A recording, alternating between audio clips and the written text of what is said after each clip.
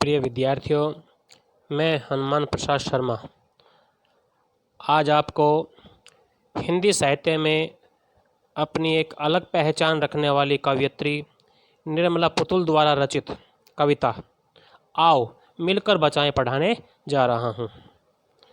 यहाँ इस कविता में कवयित्री की आदिवासी समाज के प्रति जो अंदर की पीड़ा है, जो आंतरिक पीड़ा है, वो मुखरित हुई है। आज विकास के नाम पर जंगलों को काटा जा रहा है। प्रकृति के विनाश के कारण जो आदिवासी समाज है, जो संथाली समाज है, वो संकट के दौर से गुजर रहा है। ऐसे में कवयित्री का लोगों से आग्रह है कि आओ हम सब मिलकर प्रकृति के इस विनाश को और इस संथाली समाज को मिटने से बचाए। अपने इन्हीं भावों को अभिव्यक्ति प्रदान करती हुई कवयित्री कहती है कि तो बच्चों देखो, अपनी बस्तियों को नंगी होने से शहर की आबो हवा से बचाएं, उसे बचाएं डूबने से। पूरी की पूरी बस्ती को हड़िया में अपने चेहरे पर संथाल परगना की माटी का रंग, भाषा में झारखंडी पन। तो देखें अब इसकी व्याख्या की ओर बढ़ते हैं। तो यहाँ कवयित्री समस्त मानव जाति से आग्रह कर रही है कि आओ हम सब मिलकर कोशिश करें, प्रयास करें। क्यों? क्योंकि क्या है, आज जो हमारी बस्तियां हैं, बस्तियों का तो होता है मनुष्यों के रहने का स्थान, कि आज जो हमारी बस्तियां हैं वो नंगी होती जा रही है। कहने का अभिप्राय यह है कि आज जंगलों को काटा जा रहा है, जो ये प्रदेश है ये पेड़ों से विहीन होता जा रहा है, प्रकृति का विनाश होता जा रहा है। तो हम सब अपनी इन बस्तियों को उजड़ने से बचाएं। आगे कवयित्री कहती है, संथाली समाज विस्थापित होता जा रहा है। बस्तियां पेड़ पौधों की संपदा के साथ साथ मानव से भी रहित होती जा रही है। तो बच्चों, जब प्रकृति का अस्तित्व खतरे में है तो मानव का अस्तित्व तो खतरे में पड़ेगा ही। शहर में प्रदूषण की जलवायु फैली है, आबो हवा जलवायु फैली हुई है। उससे हम अपनी हरी भरी बस्तियों को बचा सकते हैं। जिस प्रकार शहरों में कारखानों, इमारतों के निर्माण से वन संपदा का विनाश हो रहा है, उसी प्रकार यदि शहर की ये आबो हवा यहाँ इन बस्तियों तक फैल गई तो इन बस्तियों का अस्तित्व भी खतरे में पड़ जाएगा, इनका अस्तित्व मिट ही जाएगा। आगे कवयित्री संकेत करती है, जो संथाली समाज है, जो झारखंड प्रदेश है, वहाँ के लोग आदिवासी लोग हैं, उस संथाली समाज, उस आदिवासी समाज की ओर कवयित्री संकेत करती हुई कहती है कि संथाली समाज में फैली कुरीतियों की तरफ ध्यान देने की ज़रूरत है। क्योंकि जो ये संथाली समाज है, यहाँ के लोग हैं, ये क्या हैं, ये नशे की लत के शिकार होते जा रहे हैं। हड़िया का अर्थ होता है शराब का विशेष जनजातीय प्रकार। वहाँ की जो शराब होती है झारखंड की, उसको हड़िया के नाम से जाना जाता है। तो जो ये आदिवासी समाज है, जो ये झारखंड के लोग हैं, ये नशे की लत का शिकार होते जा रहे हैं, उसमें डूबते जा रहे हैं। तो आओ हम उनके नशे की इस बढ़ती प्रवृत्ति को रोकें। हमें रोकना होगा, क्योंकि वे नशे की लत में बुरी तरह फंसे हुए हैं। तो हमें इस बढ़ती प्रवृत्ति को रोकना होगा। आगे कवयित्री आग्रह करती है कि शर्म या लज्जा को बचाने के साथ साथ हमें लोगों के नशों की बढ़ती लत से भी बचाना होगा। जो लोग नशे में डूबे हुए हैं, उनको नशे की बढ़ती लत से भी बचाना होगा, अन्यथा शहरी संस्कृति से प्रभावित होकर यहाँ के निवासी कुमार्ग पर चल पड़ेंगे, जिससे यहाँ का वातावरण और भी दूषित हो जाएगा। आगे कवयित्री कहती हैं कि आदिवासियों का जीवन संकट में यदि पड़ गया, संकट में पड़ जाने के कारण उनके चेहरे से तो मानो संथाल, जो संथाल क्षेत्र वहाँ का विशेष क्षेत्र है, वहाँ संथाल क्षेत्र की मिट्टी का रंग भी उड़ने लगा है। अपने प्रयासों से हम बस्ती के लोगों की परगना क्षेत्र की संस्कृति के रंग को सुरक्षित रख सकते हैं। हमारी कोशिशों से ही भाषा में अपने क्षेत्रीय झारखंड के प्रभाव को हम बचा सकते हैं। इसलिए हमारा कर्तव्य, हमारी ड्यूटी है कि हम आदिवासी समाज के अस्तित्व, उनकी खुशियों और भाषा को कायम रखने की पूरी कोशिश करें। उसके लिए हम भरसक प्रयास करें।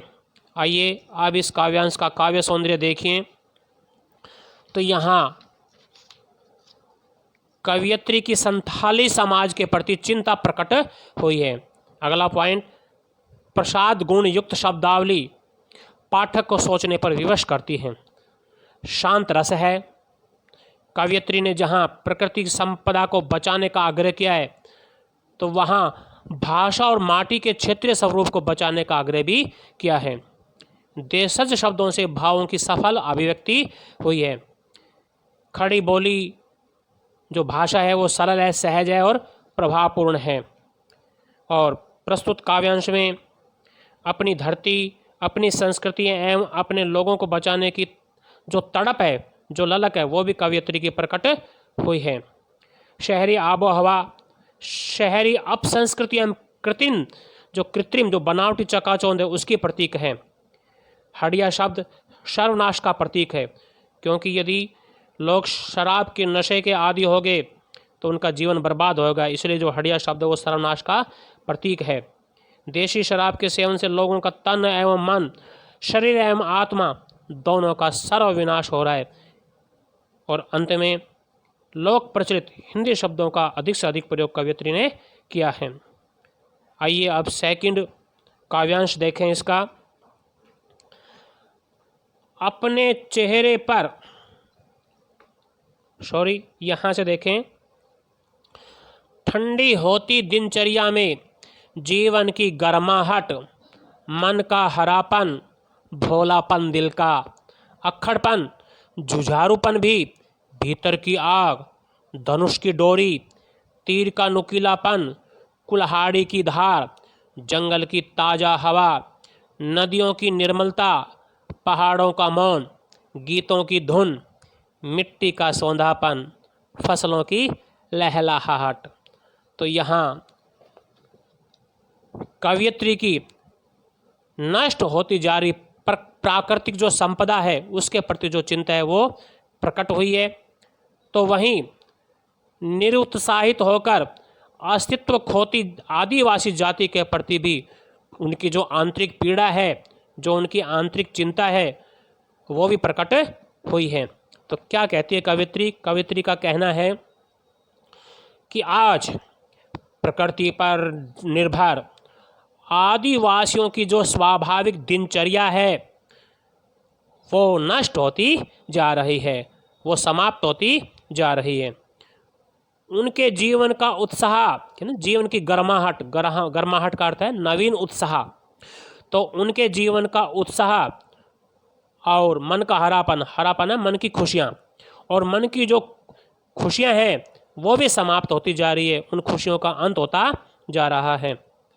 तो कवयित्री आग्रह करती है कि हम अपने प्रयासों से विस्थापित होती इस जाति को उनका खोया हुआ नवीन उत्साह, उनकी मन की जो खुशियां हैं, उनकी मन की जो प्रसन्नता है उसको लौटा सकते हैं। आगे कवयित्री कह रही है भोलापन दिल का, अक्खड़पन, जुझारूपन भी, कि हमें उनके मिटते भोलेपन, क्योंकि झारखंड के जो लोग हैं भोले भाले हैं, वो इतने चतुर नहीं हैं, तो हमें उनके मिटते भोलेपन और अक्खड़पन की भावना को बचाना चाहिए।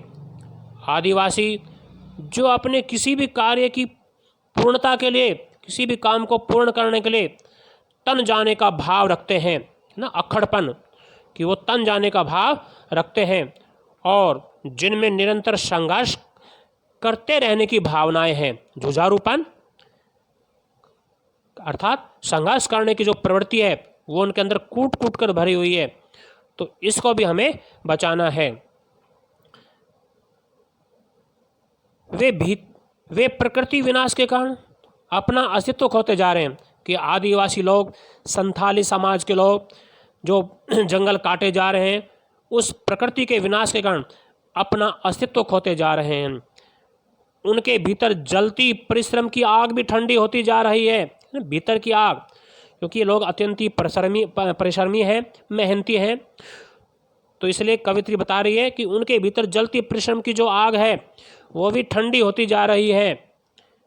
धनुष की डोरी, तीर का नुकीलापन, कुल्हाड़ी की धार, जंगल की ताज़ा हवा, इनके बारे में कवित्री कहती है कि उनके धनुष, तीर और कुल्हाड़ियाँ जो उनकी दिनचर्या के महत्वपूर्ण अंग हैं, कि धनुष, तीर और कुल्हाड़ियों के द्वारा ही वो शिकार करते हैं, अपना जीवन निर्वाह करते हैं। तो ये जो धनुष हैं, ये तीर, कुल्हाड़ियाँ, ये उनकी दिनचर्या के महत्वपूर्ण अंग हैं, उसका हिस्सा है। आज उनका अस्तित्व भी खतरे में पड़ गया है। आदिवासी समाज मुख्यतः प्रकृति द्वारा दिए गए साधनों और शिकार पर ही निर्भर रहता है। ये प्रकृति ने जो उन्हें साधन दिए हैं उनके कारण, और जो शिकार हैं, जंगलों में जो शिकार है, उस पर ही निर्भर रहता है। परंतु आज प्रकृति पर विनाश के बादल मंडराते जा रहे हैं। इस कारण आदिवासियों पर भी विनाश की छाया पड़ने लगी है। हम अपने प्रयासों से उनके धनुष की डोरी, तीरों की तीव्रता, कुल्हाड़ियों की धार को मिटने से बचा सकते हैं। और आगे कवित्री मानव जाति को सचेत करते हुए रास्ता भी बता रही है, उपाय भी बता रही है कि विस्थापित होती, उजड़ती हुई इस जाति को यदि बचाने का एकमात्र आधार है तो हम सबसे पहले प्रकृति को बचाएं, इस प्रकृति के विनाश को रोकें। हम जंगलों की ताज़ी हवा को प्रदूषण से बचाएं, क्योंकि शहरों में प्रदूषण ही प्रदूषण फैला होता है। इसलिए कह रही है कि जंगलों की जो ताज़ी हवा है उसको, जो शहरी प्रदूषण की हवा है उससे बचाएं। नदियों के जल की पवित्रता को बनाए रखने का हम दृढ़ संकल्प लें। पहाड़ों के मौन को बचाने की कोशिश करें, कि पहाड़ों में जो नीरवता, जो मौन, जो शांति फैली होती है उसको बचाने की कोशिश करें। अपनी मिट्टी की खुशबू को बचाने के हर संभव प्रयास करें। समाप्त होती जा रही, लुप्त होती जा रही फसलों की लहलहाहट को जीवित रखने की भी कोशिश करें। तभी आदिवासी समाज की जो गीतों की धुनें हैं वो इन पहाड़ों में, इन जंगलों में गूंज पाएगी। कवयित्री बताती है, यदि प्रकृति नहीं बचेगी तो इनमें रहने वाली प्रकृति पर आश्रित जातियां भी अपना अस्तित्व खोने पर विवश हो जाएगी। तो सबसे पहले हमें प्रकृति का जो विनाश होता जा रहा है, जो विकास के नाम पर जंगलों को काटा जा रहा है, इन जनजातियों को विस्थापित किया जा रहा है, इनको उजाड़ा जा रहा है, उसको, उसके अस्तित्व को मिटने से बचाना होगा। आइए अब इसका काव्य सौंदर्य देखें। यहाँ जो कवयित्री की मन की चिंताग्रस्त जो भावनाएं हैं वो प्रकट हुई है, क्योंकि मन के अंदर जो झारखंडी समाज है उसके प्रति कवयित्री की चिंता है, तो वो भाव भी यहाँ प्रकट हुए हैं। आगे कवयित्री ने प्रकृति और आदिवासी जनजीवन के संबंध का सफल चित्रांकन किया है, और प्रस्तुत काव्यांश में अनुप्रास अलंकार का स्वाभाविक प्रयोग है। छंद मुक्त कविता है, देखा जाए तो दृश्य बिंब है। प्रसाद गुण युक्त शब्दावली सरल है, सहज है, और भाषा जैसे मैंने पहले बताया था, खड़ी बोली भाषा सहज है, सरल है, स्वाभाविक है, उसका प्रयोग कवयित्री ने किया है। और यह है जन जन की भाषा है, वहाँ का जो झारखंडी समाज है वहाँ की जन जन की ये भाषा है। और ठंडी होती दिनचर्या उमंग उल्लास से शून्य ठहरे हुए जीवन का प्रतीक है। माटी का रंग सांस्कृतिक विशेषता की परिचायक है। मन का हरापन देखा जाए तो एक लाक्षणिक प्रयोग है। इसमें मन की मधुरता, सरसता और उमंग उल्लास की अभिव्यक्ति हुई है। अब पहले भाग में मैंने ये 2 काव्यांश पढ़ाए, अब वीडियो के दूसरे भाग में जो 2 काव्यांश और बचे हैं वो मैं पढ़ाने जाऊंगा। अगले वीडियो के भाग में 2 काव्यांश में और पढ़ाऊंगा। तो बच्चों, यदि ये आपको पसंद आए, आपको अच्छा लगे, आपके समझ में आए, तो जो चैनल है मेरा उसको सब्सक्राइब अवश्य करना। Thank you.